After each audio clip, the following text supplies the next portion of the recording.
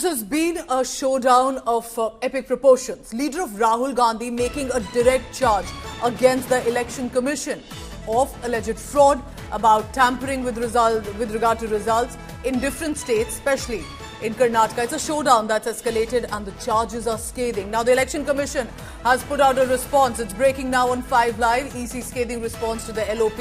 Election Commission has said, and I quote it here, "Wait for the High Court's verdict." Why make baseless allegations right now is what the Election Commission is asking.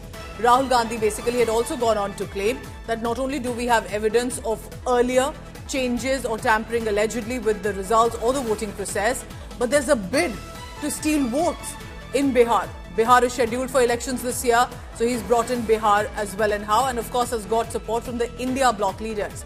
My colleague Aishwarya Paliwal is joining me for the latest on that. Aishwarya closely tracks the Election Commission. Aishwarya, tell us what the EC has said, because I think this is for the first time that such a direct scathing charge has come by Rahul Gandhi against EC. Well, we have seen, Pooja, this is not the first time that the opposition parties at the moment have been speaking about the fact that, they want the SIR exercise, and we are seeing over the past many days, continuous protest is being done by almost all the opposition parties. Today also, right at the Makhadwar, we saw all of them united. In fact, we also saw Sonia Gandhi taking part in the protest.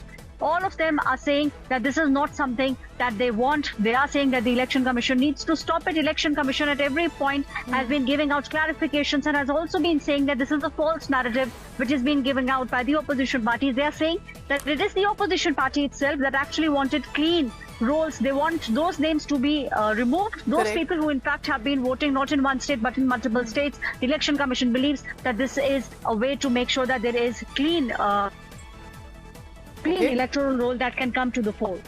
All right, Aishwarya Paliwal will be tracking all the latest on this.